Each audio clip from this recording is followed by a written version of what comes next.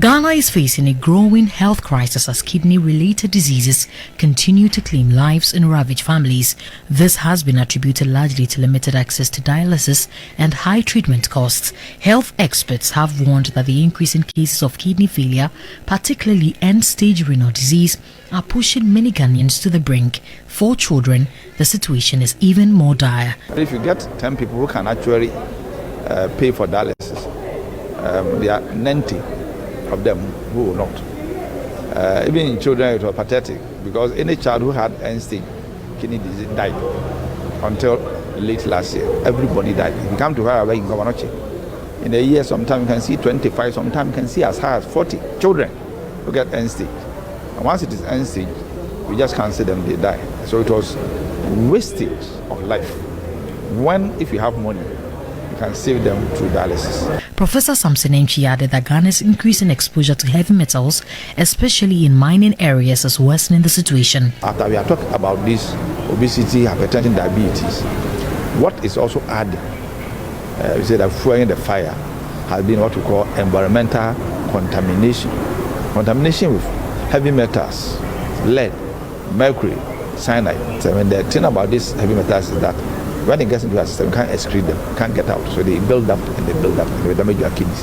Health officials say while there is an urgent need to expand dialysis coverage, prevention must also be a central focus. Currently, Ghana lacks the legislative framework to support kidney transplants domestically, leaving many patients with no option but to seek expensive procedures abroad or face sudden deaths. There are some legislations, laws that the parliament must pass that will support us to start the kidney transplant.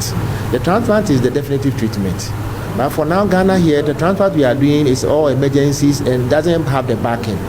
So we are appealing to government and the parliamentarians that if you're able to have the acts and then the policies are developed, they should support us to pass it so that people will be very bold to do the kidney transplant, and most of our people who have the kidney disease will be able to have their health. To improve quality of care, regulatory bodies say work has begun.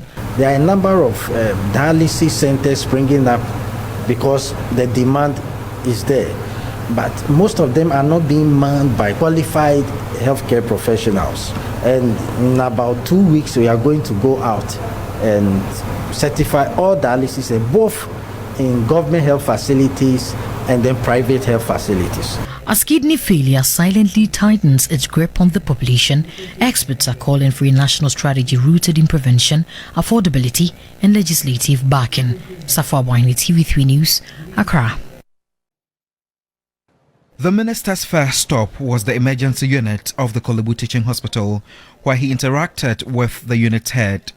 Only a handful of staff were seen attending to its patients, a sharp contrast to usual operations. He then proceeded to the pediatric unit to evaluate the effect of the strike on care delivery to children. At each stop, the minister appealed directly to nurses and midwives to return to post, reiterating that industrial action would not offer a substantial solution. Our doors are open and to continue to be opened. And in fact, to tell you, since I came to the office, they themselves, they know the effort I have put in place to resolve other complicated issues with them. This is not the first since I came to the office. So I am committed and ever ready to think through that, even if it has to be unofficial, and I go beyond even my official duties to assist the leadership to maintain and to make sure that there's no tension at their front. This is what I'm committed in doing.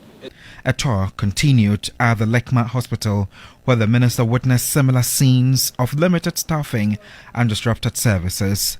His final stop was at the Greater Accra Regional Hospital, where he urged in-ward staff to remain calm and continue prioritizing patient care amid challenges. The nurses should listen to the plea of the ordinary Ghanaians and listen to the plea of all of us to come back to work to save lives.